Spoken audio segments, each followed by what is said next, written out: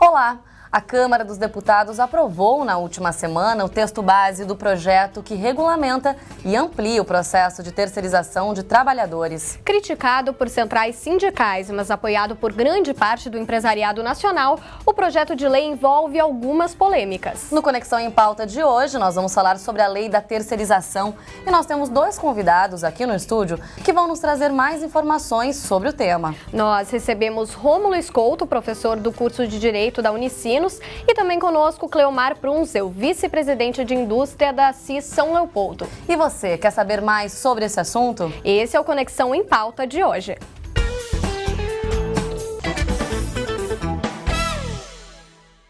Qual a sua opinião sobre o projeto de lei que regulamenta a terceirização dos contratos de trabalho? A nossa equipe saiu às ruas para saber o que as pessoas pensam sobre esse assunto. Vamos conferir. Eu acho que a lei da terceirização ela pode ser boa em alguns aspectos, mas que o funcionário pode ser prejudicado por não ser respeitado todas as leis trabalhistas e que como tu pode terceirizar todas as atividades, tu pode perder um pouco na qualidade do teu serviço, porque tu tá terceirizando uma coisa que tu mesmo teria que fazer, né? Eu não acho viável, eu acho que vem contra os benefícios, a segurança do funcionário, do operário, do trabalhador, né?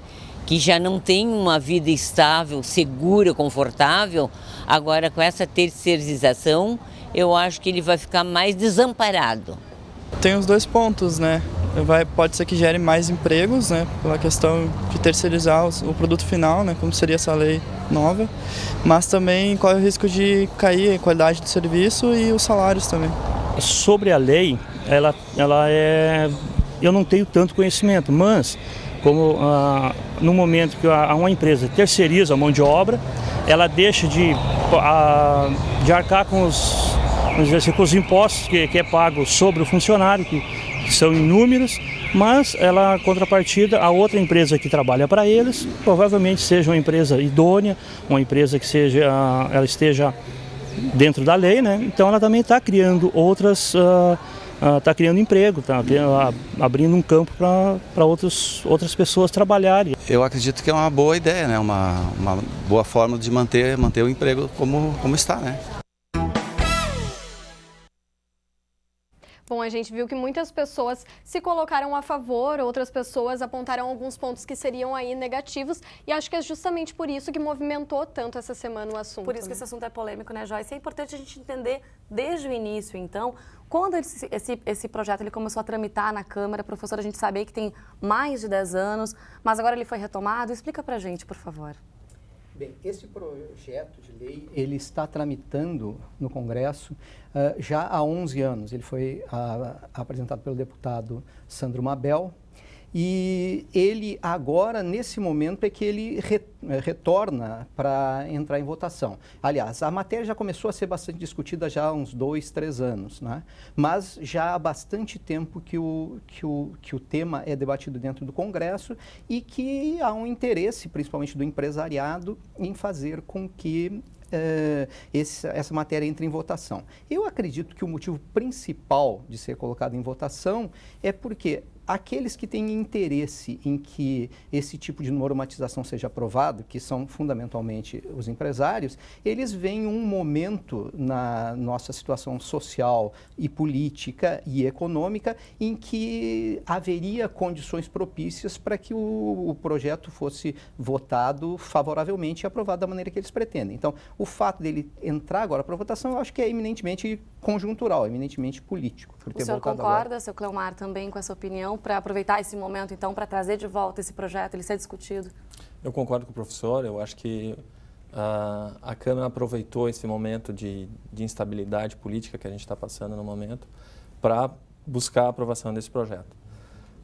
Eu destaco ainda que esse projeto ele foi discutido ao longo desses 10, 11 últimos anos por uma comissão quadripartite, formada por centrais sindicais, pelo parlamento, pelo governo, principalmente pela Fazenda e pelas entidades empresariais. Então, eu acredito que esse projeto ele já teve um tempo mais do que suficiente de ser debatido e a área industrial ela acredita que é o momento apropriado de se aprovar isso, porque o maior problema que nós enfrentamos hoje é a insegurança jurídica que nós temos hoje. Nós temos a súmula do TST 331 de 2011, se eu não me engano. Ela está sendo seguida à risca pelos juízes trabalhistas e essa súmula ela apresenta uma dificuldade muito grande, principalmente nas indústrias, na forma de trazer uma segurança para eles no momento de contratar uma empresa que vai ser responsável pela sua atividade meio, por exemplo, uma empresa de vigilância, etc. Certo. Bom, e professora, a gente queria ouvir um pouquinho também se já existia alguma legislação específica para os trabalhadores terceirizados antes mesmo de começar a se discutir esse projeto de lei. Nós tínhamos alguma legislação esparsa que contemplava a possibilidade da terceirização de determinados serviços, como para serviços de vigilância, né, que a empresa nenhuma empresa tem a obrigação de ter serviços de vigia ou de vigilância dentro dos seus quadros, com seus empregados, então podem contratar uma terceira empresa para a prestação desse serviço. E também já temos, desde 1974, uma lei que permitia a prestação de serviços através de contratos temporários. Então, havia uma possibilidade das empresas contratarem, não é exatamente a terceirização como está prevista nesse projeto, mas era uma possibilidade das empresas contratarem, realizando contratos de trabalho não exatamente iguais aos contratos e que elas mantinham com seus trabalhadores. Mas fora isso, não havia nenhuma norma disciplinando o serviço terceirizado. O que acontecia até agora? Nós tínhamos, como foi falado pelo meu colega aqui, a ideia de que o tribunal é que disciplinava o modo como esse trabalho poderia ser prestado. Isso era, então, uma súmula do Tribunal Superior do Trabalho. Na verdade, a súmula tem mais de 20 anos, essa súmula, né? E ela estabelece condições em que o trabalho pode ser prestado da forma terceirizada. E quais eram essas condições? Apenas para a atividade meio. Ou seja, uma empresa não pode terceirizar atividades para a prestação da sua atividade principal. E ainda assim, né, repetindo algumas coisas que são mais ou menos óbvias, né, no campo do direito do trabalho, que é não havendo subordinação direta. Agora, isso é exatamente o quê? É dizer que a lei tem que ser respeitada. E essa era a única norma assim, que havia a ser respeitada para a terceirização. Lei, especificamente, não existia. Bom, é claro que o projeto de lei precisa ser aprovado ainda pelo Senado, passou só pela Câmara, mas, Cleomar, como é que os empresários aqui de São Leopoldo receberam já essa notícia, né? Quer dizer, para eles isso representa um avanço? Na verdade, eu confesso que a maioria dos empresários também foi surpreendida pela rapidez em submeter esse projeto de lei para aprovação. Há vários aspectos nessa lei que, do ponto de vista dos empresários, também são discutíveis. Um deles que eu citaria, por exemplo, é de que os terceirizados teriam os mesmos direitos que um trabalhador normal. Por exemplo, ele teria acesso ao refeitório da empresa, ele teria acesso ao transporte da empresa e ao médico da empresa. Então, esses aspectos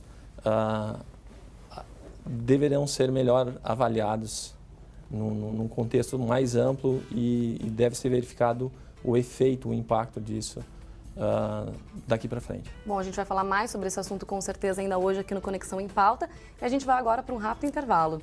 E na volta a gente segue falando então sobre o projeto de lei que regulamenta a terceirização. É um instante só, nós já voltamos.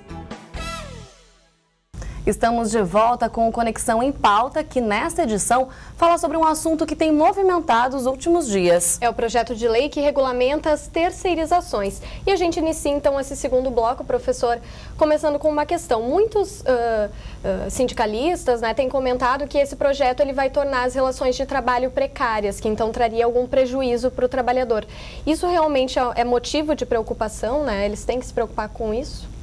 Sem dúvida. A terceirização, ela é vendida pelo setor empresarial, é apresentada pelo setor empresarial como um instituto moderno e um instituto que permite uma melhor gestão da produção.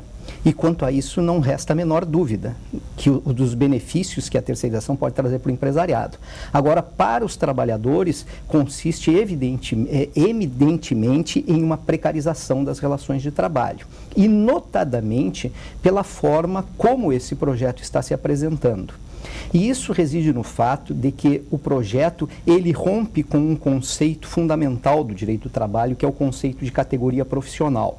E o que é a categoria profissional? A categoria profissional consiste naquele elo que liga todos os trabalhadores que exercem a sua atividade no mesmo ramo para o mesmo empregador.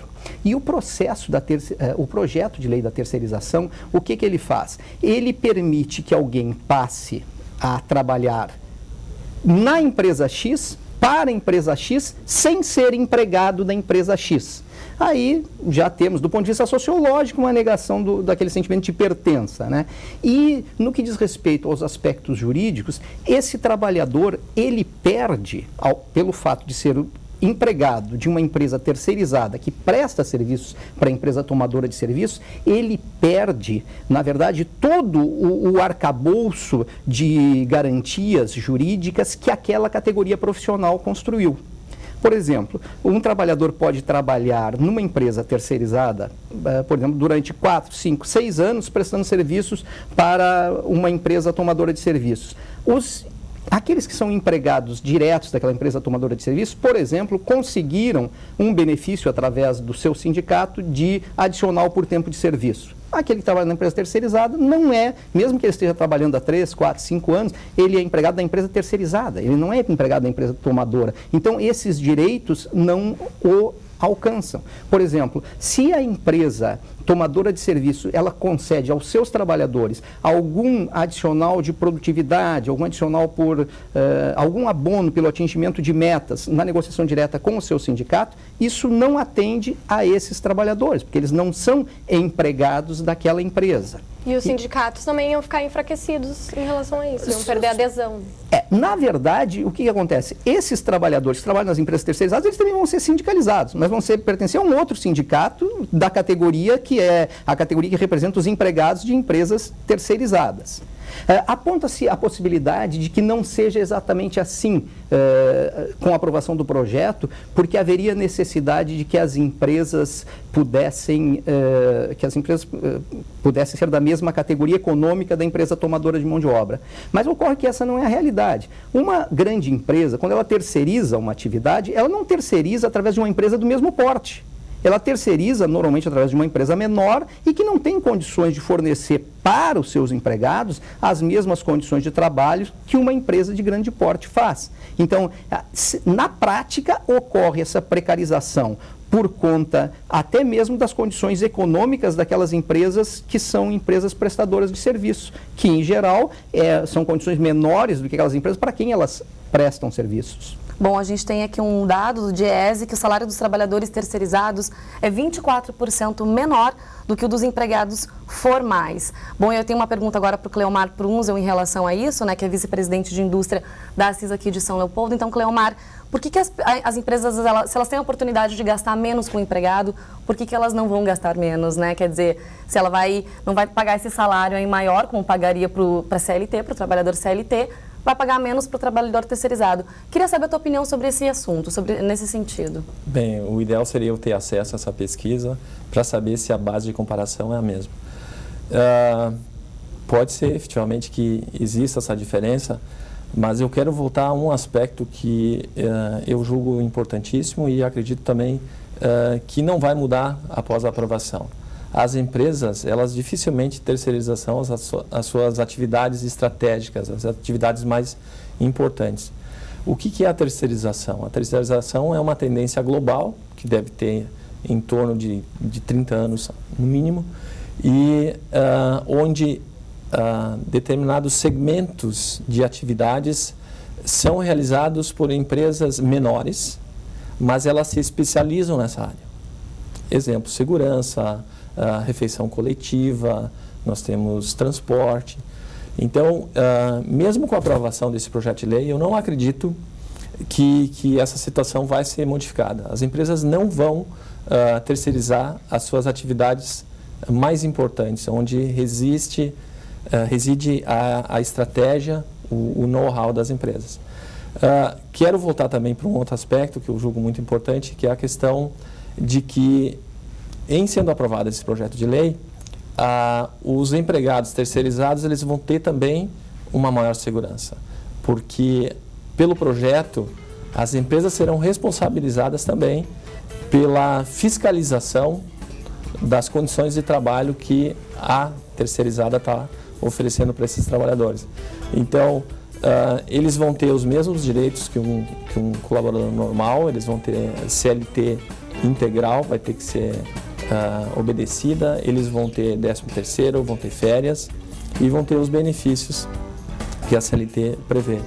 Então, eu acredito assim, em um projeto de lei transferindo essa responsabilidade para a empresa tomadora da prestação de serviço, nós teríamos ganhos muito importantes também para os trabalhadores terceirizados. Bom, professor, e outro ponto comentado também é em relação à negociação com o patrão, né? Que ela se tornaria então mais difícil. Qual é a sua opinião sobre isso? É mais ou menos lógico, né? O trabalhador hoje, quando ele tem alguma demanda e pretende buscar uma melhoria no seu salário, nas suas condições de trabalho, ele vai negociar diretamente com o seu empregador. Agora, se ele tiver entre ele e aquele que efetivamente obtém a vantagem do seu trabalho, uma empresa que é atravessadora dessa mão de obra, a negociação se torna, no mínimo, mais difícil, porque ele não está reivindicando uma melhoria da sua remuneração para aquele que é quem efetivamente se beneficia. Então, a negociação se torna mais difícil nesse aspecto. Ele terá que negociar um aumento de salário com o seu empregador, e o seu empregador só vai ter condições de lhe dar esse aumento de salário se conseguir negociar com aquele para quem ele presta serviço, uma majoração no contrato em que ele presta trabalho. Então, sem dúvida, né?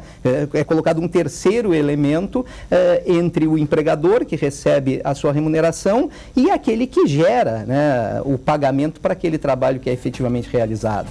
Então, essa negociação não é mais direta. Não sendo mais... ela se torna mais difícil por isso. O senhor concorda, seu Cleomar? Eu mantenho minha posição anterior. Eu acredito assim que nós não teremos uma enxurrada de terceirização de funcionários. Eu não acredito. O que nós teremos é uma segurança maior para ambos os lados, tanto para quem está contratando uma empresa, prestador de serviço, quanto para o funcionário dessa empresa. Eu acredito assim que quem está contratando a indústria, ou sei lá, o tomador desse serviço, ele tem uma responsabilidade muito grande. E na minha opinião pessoal, eu acho que essa responsabilidade ela é fundamental para que o funcionário dessa prestadora de serviço ele tenha condições razoáveis de trabalho. Tá certo. Então, bom, no próximo bloco tem mais entrevista aqui no estúdio. A gente já volta com Conexão em Pauta. Voltamos a apresentar o Conexão em Pauta. O programa de hoje fala sobre o projeto de lei de terceirização, assunto que vem dividindo opiniões nos últimos dias. E os nossos convidados nos trazem informações sobre o assunto. Nós estamos com Rômulo Escolto, professor do curso de Direito da Unicinos, e Cleomar Prunzel, vice-presidente de Indústria da Assis de São Leopoldo. Bom, a votação que ocorreu nessa semana, ela excluiu as empresas públicas e de sociedades de economia mista, produtores rurais e profissionais liberais. Por que aconteceu, então, essa exclusão, professor? Significa, então, que só, se for aprovado, né, só as empresas privadas é que poderão terceirizar? Sim, é o que está acontecendo hoje com a aprovação desse destaque. Agora, o motivo disso ter acontecido, me parece que vem a ser uma certa confissão, até mesmo da compreensão daqueles que estão votando o projeto, de que ele debilita demais a proteção jurídica aos trabalhadores e também que traz algum prejuízo cria condições para que seja trazido algum prejuízo à sociedade. Eu digo isso notadamente por conta da proibição dessa possibilidade para as empresas públicas. Por quê? Porque, na verdade, contratos de terceirização hoje são, nas atividades em que hoje é possível, que, como eu falei, vigilância, limpeza, manutenção, eles são contratos onde hoje se encontra algumas das maiores fontes de corrupção nas contratações com o Estado. Então, o que aconteceu? Se deram conta durante a votação do projeto, dizer, olha, se a gente permitir isso no serviço público, aí a porteira está aberta e não vai ser possível controlar as possibilidades de malversação do dinheiro público. Com relação às outras hipóteses, né, principalmente profissional liberal, me parece que também foi no reconhecimento, aí não necessariamente de corrupção, porque aí estaríamos também na iniciativa privada, e isso não deve ter sido a preocupação de deputados naquele momento lá, e nem do próprio governo que interviu, né, na votação para tentar incluir esse destaque. Mas pelo fato de que ali também se reconheceu que é um tipo de relação que propiciaria que se fragilizasse muito a relação de trabalho, até pelo modo como ela se desenvolve, né? Não se desenvolve em contato com outros, muitas vezes seria terceirizar a relação para prestação de trabalho de uma ou duas pessoas. Eu acredito que tenha sido isso que tenha norteado esse encaminhamento. E, professor, qualquer atividade vai poder ser terceirizada ou vai existir aí alguma regulação para isso?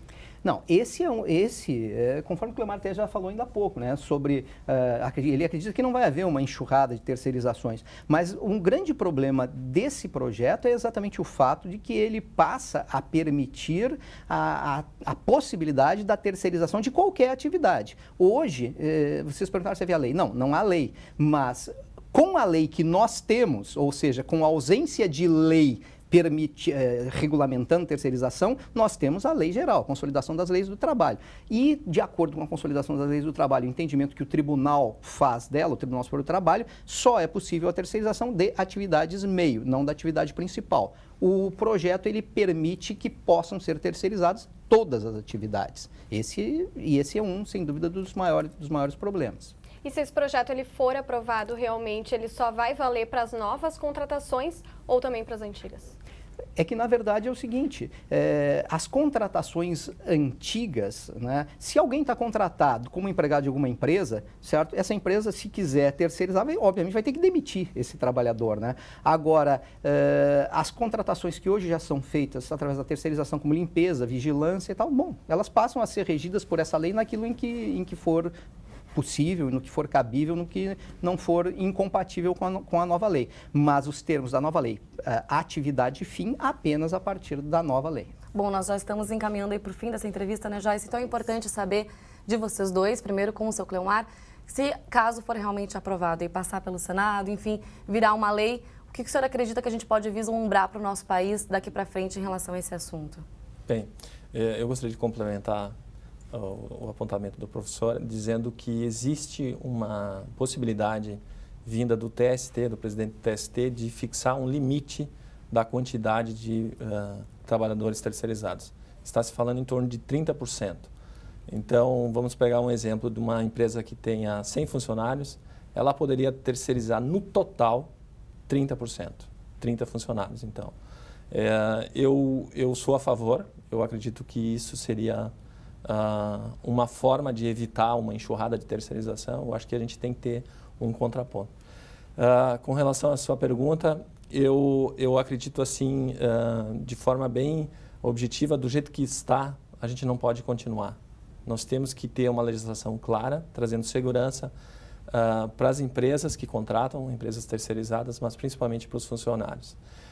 Acredito também que a lei traz essa segurança para ambos os lados, então todos vão ganhar com essa segurança, e acredito também que essa medida ela deve ser colocada em ação, e a gente deve tentar amadurecê-la de acordo com o que a gente vai enfrentar daqui para frente. Eu acredito muito e torço para que ela seja aprovada. Professor, por favor, para a gente encerrar.